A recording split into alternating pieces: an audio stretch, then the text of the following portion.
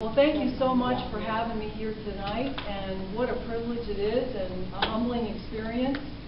It is so amazing that any one of us can just fill out the paperwork, walk into the registrar's office, and run for a constitutional office or any other office in our country. What an amazing country we have, and I am so thankful for that.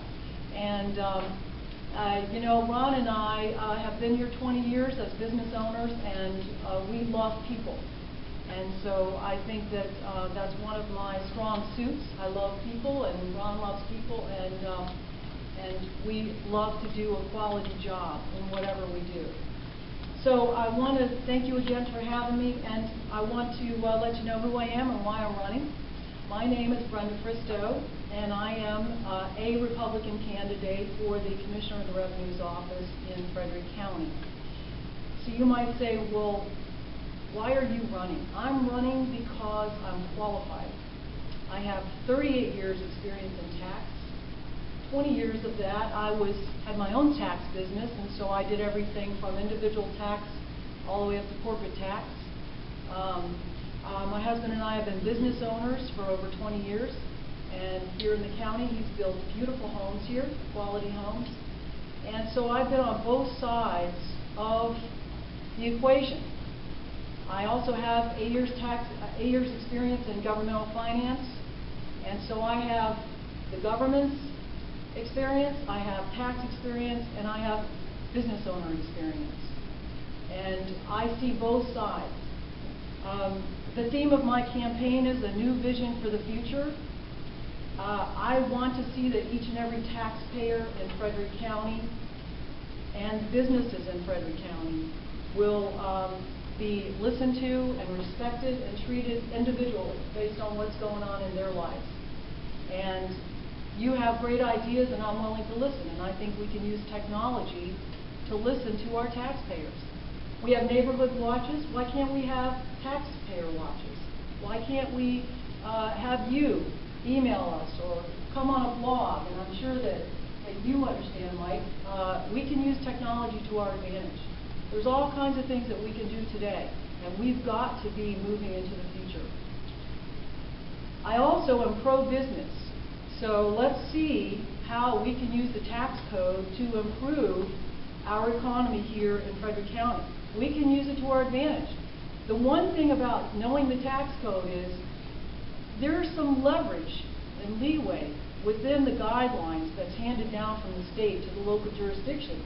Our Board of Supervisors and our county executive, our county administrator, they need to know what is the leeway in between these two, lower end and higher end.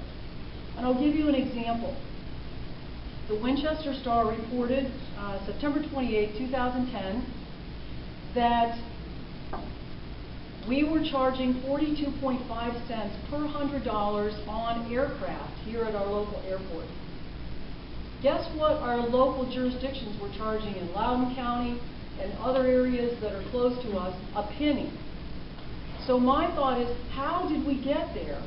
Why do we charge 42.5 cents? We lost 2 jets to Leesburg, and we did, and I went and talked to Rennie, so I know it's a fact. We lost those jets. They are still in business. They are viable. They had a great business plan, and they're still going strong, but they're not here. They're gone. So 42.5 cents of nothing is what? Nothing. So now we have lowered that to 1 cent, and I'm not sure if it's lowered all the way for all aircraft, but they found a way to lower it. So my thought is, why weren't they given the information in the beginning that we should have this leverage, and let's not only give them the information, let's see what our surrounding areas are doing. Our surrounding areas can pull business away from us. We need to use the tax code to our advantage. Loudoun County taxes at 1 cent per $100 of assessed value. So I am for business growth. I also have a vision for the future of Frederick County. I see a green future, a future that brings in more revenue and uses staff in a more efficient manner. Example, January 19, 2011, at the Board of Supervisors meeting, officials expressed this concern according to the Winchester Star. Quote, "One potential problem, officials said, is a claim from a company seeking a refund of $1.4 million for overpayment of business equipment taxes. Can we afford to give back $1.4 million in this county today with this economy? No, I don't think so. And yet here we are, forced to think about this and have our supervisors decide what to do. How can we avoid this in the future? I see two solutions. First, we must do a better job educating our taxpayers and our businesses so they file accurate returns. We have to be proactive, not reactive. We have to get out there and say that. We have to make the forms more user-friendly. We have to educate our businesses on what they need to do. The other thing that I see is, secondly, is why do we allow tax refunds up to 3 years past? Current plus 3, that's the code.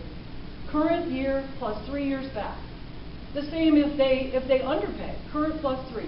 Why? Do you think that we can afford to have out there this liability for a current year plus 3 years back for taxpayers and businesses and us as a county government to go current plus 3 years back? Why don't we talk to the people at the state level and say, we are in unprecedented times economically. We cannot afford to continue doing it. Let's change the tax code. Did anybody ever think that we should be able to do that? Why do we just do the same thing and not question why are we doing the same thing? So that is another reason that I'm running. Our federal government and economy and the state and the local government is in uncharted territory economically. And if you saw the article in the Star the other day where they showed the graph with the federal government deficit going down, it's only going to get worse. We don't have time to just do the same thing.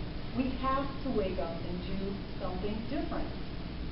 I think that our local government is very fragile right now. And Ron and I are taxpayers, and I want to see it changed, and I can change it. I also want to tell you, I want to share with you the budget, which is in the, it's online, you can get it. This is the Commissioner of the Revenue's budget. And so I thought it'd be a nice idea if we just kind of go over it. If you are with me on this, I don't know if I still have time, how much time I have. But if you tell me how much. Clock I'm looking at. If someone wouldn't mind, I only have 30 copies. I don't want to ruin any more trees.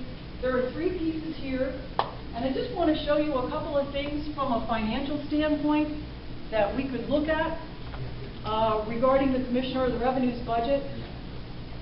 And there are 3 pages that you're going to get. The first one is the organizational chart. This shows how many staff are in the Commissioner of the Revenue's office here in Frederick County. Again, you can go on the website and you can pull this data up on any agency in the county. The second page we have is Commissioner of the Revenue. It gives you a little overview of what the job entails. It gives you a little overview of their goals. It gives you an overview of their performance indicators. And it gives you a budget summary. So that's the second page that says Commissioner of Revenue. The third page, which we won't touch on too much tonight because of time, is called Reassessment. And this is an arm of the Commissioner of the Revenue's office. So I'll wait just a minute. Thank you so much for handing those out.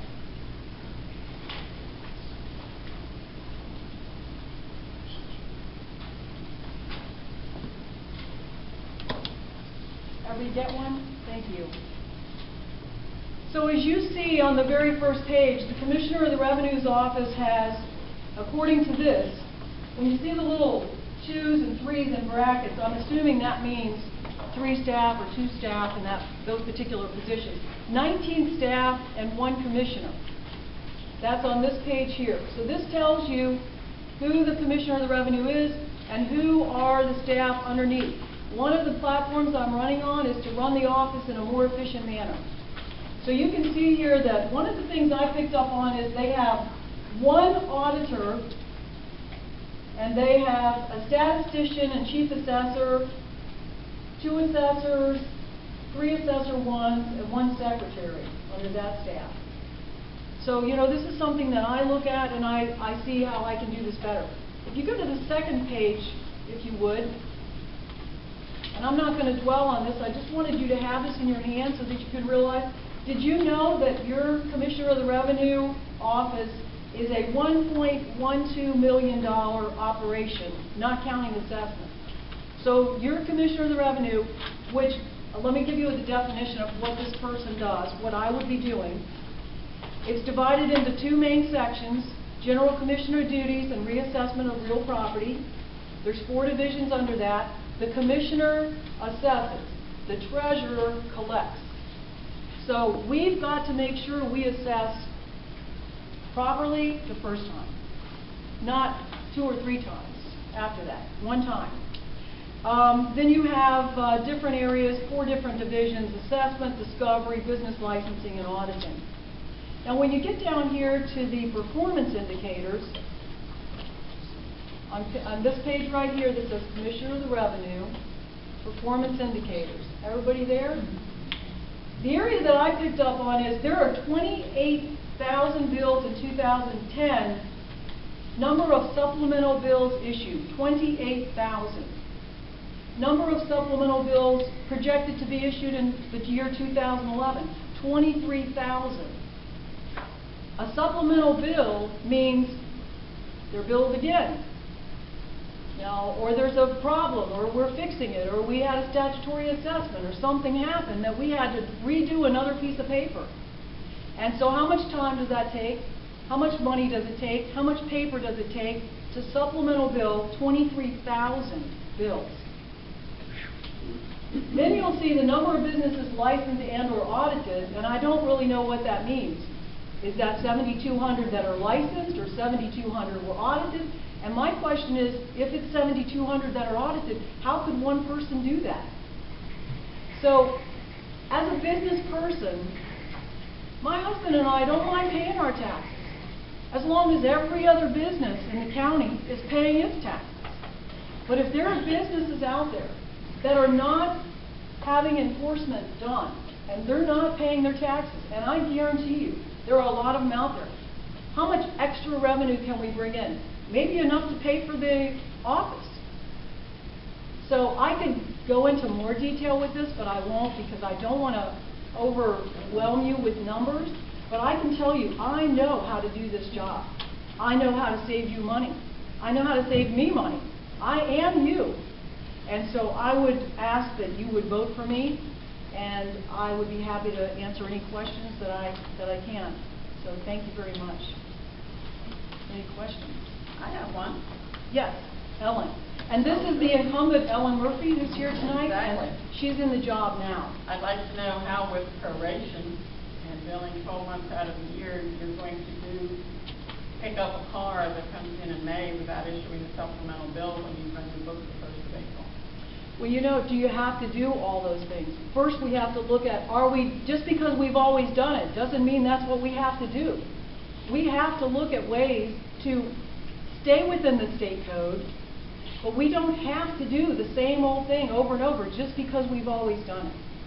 So that's my answer to that. The law requires that they be picked up if you prorate. You can't let the person go all year without paying any taxes. You're going to change the county code to not supplemental bill and lose that revenue? Are you saying all these are cars? There's supplements of various kinds. Additional Exactly. construction that was completed before the year was over. Exactly. And yes, cars. We do 135,000 pieces of personal property a year. A lot of it is supplemental, so I imagine everyone in here has bought something during the year or something. Yes, and I think there's a better way than supplemental bill, because I do think that supplemental billing is time consuming. In my mind, if you pick up this piece of paper, we should do everything we can do with this piece of paper before we put it down. Why do I want to pick it up again? So there has to be other ways that we can use technology to solve the problems that we have, to stay within the code, but we cannot just keep thinking, Well, we've always done it that way, and that's the way it has to be done, and we have to stay with the state code. And Yes, we have to electronic stay. bill would still count as a supplemental bill, whether there was a piece of paper issued or not. I understand what you're saying, but I know I can do it better. Any other questions?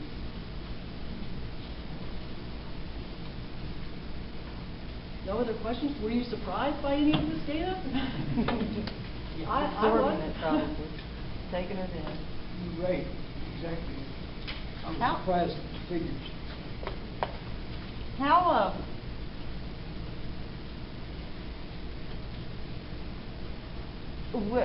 if you were to change, how things were done billing wise and everything else, is that gonna require a software program to be developed to do all this stuff, or? No. No, we can do more by moving staff around, being more efficient than, and not having to, I know what it's like in the government, you know, to get a new software program. You're impacted by other departments, but I know that things can be run more efficiently in the Commissioner of the Revenue's office. We can, just today, we talked about community response teams. Community response team is where you take people in different departments and you group them together, and if you have issues with a business, for example, and I'll give you an example, maybe you have a business that has 45 police calls and they don't pay their taxes, and they have other issues with the health department. You go in as a team effort, so you have already cloned yourself because you're getting everything done at one time. You're not going piecemeal with all of these different agencies going out at different times. You're going in as a group, you're getting it done, you're making your other people in the government aware of what you do so that they can look for those things when they go out. There are all kinds of things that we can do like that. Innovative, creative things. Let's ask our staff. The staff of any organization is the heart of that organization. I'm sure the staff can tell us different ideas that they have. If I were to ask each staff member, I'm sure they would tell me. If I said to them, I only want to know one thing that you think we could do better, I'm listening to you. I'm listening to you as a staff person, I'm listening to you as a taxpayer, and gather those ideas and talk about them. But I don't think that's being done. That's not being done. So, did that answer your question, Dodie? Yeah, well, Sort of. sort of, kind of, maybe. I know that when Ellen was here, I'm not trying to monopolize questions, so if anybody else has another one, I'd be glad to get the floor, but, there are also a lot of services that I didn't realize went along with the Commissioner of the Revenue's office. A lot of programs to help Sure. The individuals elderly. in the county and all this other stuff. How would that be affected by? How would you be able to affect that more efficiently? I think that, especially with the elderly, I mean, let's take a look at the forms. Is the form printed on little teeny print, or is it on print large enough? Is it user-friendly? You know, can the average person complete it? That's the same thing with this business that we're giving the money back to, maybe. I mean, I think it's going to be in litigation according to the newspaper. But, you know, we have got to educate and be proactive with these people, with our businesses and our taxpayers. We've got to think ahead of the game. What is it that they're looking for? The last thing a business owner wants to do is read through a form. So we can do, you're going to put this on YouTube? We can put it on YouTube. Now the newspaper quoted me as saying video, I mean YouTube. Here's how you fill out a business application.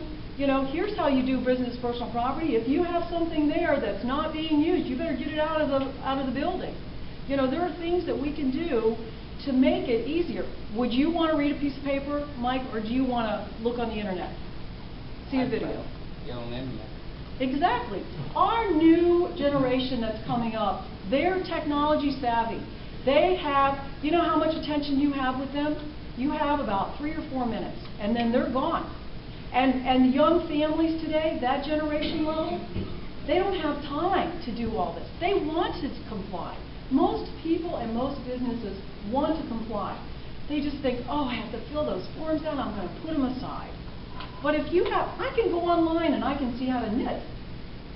they go through all the motions. If I can do that, why can't we do that with our government? Why can't, I mean, it's free. You don't have to pay for a stamp. You just turn on the internet. It's there. It's free. We've got to start thinking in different terms. We're in a new generation. We have to do that. So I hope you can feel my passion in my voice, because as business owners, we have had to cut and cut and cut and cut and cut, and we're surviving, but we've had to be creative in what we do and how we do it. And I can bring that to our county government. I can do that. And I can help work with other departments to make it a more effective Commissioner of the Revenues Department. That's kind of assuming that the rest of them are going to be efficient too. You know what? You know what I have found? I have found that it's contagious. You know, if you have the zeal and the energy and the passion for what you're doing, it is contagious. And I think if you recognize your staff and you pat them on the back and you tell them what a great job they're doing and you take their ideas and you put them into play, my business card's a prime example. Here's someone fresh out of college. And she had an idea, and I'm like, sounds good to me. So on the back it says, Brenda Fristoe for Commissioner of the Revenue, and she used both sides. Isn't that a model idea? So you see, we've got to take the young people's advice, and we've got to put it into place. They've got some great ideas. Here's a generation sitting right here, showing us with his technology. We can do this. We've got to use our people efficiently, effectively, and excellently. And we can do that in government, just like anything else. And I'm willing to be that person. I am. So I really hope I enter. Yes, sir. Yes. Yes, the county right now, the planning staff in the county right now is actively trying to upgrade their comprehensive plan Yes, in sir. the next 20 years. What I've seen of it so far, it appears to be there's going to be a drastic change taking place in housing and where you can build houses. Yes. And what impact that's going to have on revenue, I don't know. But are you familiar with this plan and look to see what might happen under it? I am not familiar with it, but I certainly will look into it. I certainly will, and take, knowledge of that. And with my husband's building background and with the economy right now, I know what's going on in the building sector. And I don't know what they're planning to do, but I certainly will take a look at it and educate myself on that. And that is going to impact our revenue. And so is the federal government. Do we realize if they cut and if the Republicans and the Tea Party, if we do what we want to do and we reduce the deficit, don't you think that's going to trickle down to the local level? Of course it is. It's going to come from the federal government to the state government to the local government, and we may see more cuts from the state. We have got to become more efficient. We don't have time to not do this. Any other questions? Yes, sir. Yeah, I have one. I'm not sure if it's the person I should be directing this to, but I'm looking at the organization, the staffing is important. And I see that there's a one-on-one of the chief deputy and director of reassessment reporting to the Commissioner of Revenue, a one-on-one. And the next level down is 7 people reporting to the chief director, deputy and director of reassessment. Could someone shed some light on why we have one-on-one and then 7 people reporting to one person underneath? Oh, no, it's not just the way they report, sir. It's So just this- a hierarchy. I'm the elected official, so I'm at the top. There's only one elected official to the department. I have one chief deputy under code that can act in my stead if I'm not there. That's all this means. She also is in the real estate department primarily. She does almost nothing in personal property. And that's the way those are handled there. So the This 7 line is people not like under the that rest. person reports to the Yeah, chief everybody deputy? has their own But only one supervisor. person reports to Everybody you. has their own supervisor to assist them or to work when they're not available on an account. I understand. And it only shows one auditor, but I have 5 people that assist with auditing. There's just one auditor that's in charge. I hear what you're saying, sir. So there's more people than this chart reflects? No, it's No. just, this can be It's done. not accurate, the chart. It's accurate. It's just that everyone works together in various ways. 2 months of cash. Nobody stands alone. I mean, I'm in charge of the department, but everybody is under me, and I assist anybody that needs assistance. Yeah, organizations will evolve over the time, and it's easy to get a person. And everyone, almost everyone is cross-trained. Everybody can do more than one job. They have primary titles because you have to set up your payroll that way as to what it is they do, and you classify them. But all my people are cross-trained. Everybody can do more than one job. Well, you say you have 5 auditors. Who else is auditing? What other jobs? Well, we have a lot of different people that assist with auditing. We have a real estate person that goes out and double checks certain real estate income, doing this assessment. But he also helps us when we need help in the field. We have one lady that her primary duty are the smaller audits, like she is a business technician, a business accountant too, and an accountant for, and they go like to be sure that your compliance is being met in places like where they do your hands and your nails, where each person is licensed, make sure all of them are licensed. She does the smaller audits like that. So your account clerks are doing something. Yes, they're doing those kind of things as well, yes, very good. Are there any contracted people or part-time defense? Well, yes, we have a clown clerk that doesn't show up on here, an older lady that assists us with mail and phones and things like that. I don't think she needs to start her pay is so low that they don't have her shown on here. But other than that, no, we go 12 months out of the year because of proration. We're busy all year long. There's no spike to our work. There used to be years ago, but the way the county has grown, like I said, we do 135,000 pieces of personal property, and each business return and each industry return is one count in that 135,000. That's a lot to take care of. Are you up for the job? Oh, yes, indeed, I'm up for the job, absolutely.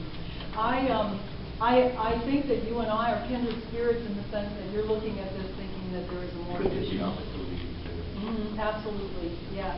I do want to, because I think Dodie wants to finish me up, put a little plug in here. They're more than welcome to ask more questions. Oh, do you want to ask more questions? I could put a little commercial. Yes, sir. I just want to ask you, what's your educational background? Are you a CPA? I am an EA, which is an enrolled agent. It's the tax side of a CPA. You have to sit for an exam. I have a business management degree from Old Dominion University. I have a 2-year degree from Northern Virginia Community College in accounting. So 4-year, 2-year EA, 20 years experience as a business owner filling out tax forms, and 20 years experience as a paid tax preparer. So I actually started preparing taxes in 1975 when you did them by hand in pencil. And then you got them all done and you Xeroxed them all and had them all ready, and your client called you and said, I found another deduction, and you had to go back and redo it all. So I've been involved in taxes from the time that we filled them out by hand through the software company, and have done all levels. So that's my background, and as you can probably tell, I'm a little bit of a high energy person. So, and I just love people. So, any other questions? Anything else? All right. Well, a little commercial, if I may, while you're here. Thank you again for having me. What a privilege and a humbling experience it is to be a candidate, and also a humbling experience to see your picture anywhere in the paper and up on the screen. I have bumper stickers up here if you're interested, if you want to support me. Also, we're doing a kickoff event on March 31 right here in this very room, and it's going to be a party, fun time, and you're all welcome to come. There's a card if you want to stick it on your refrigerator.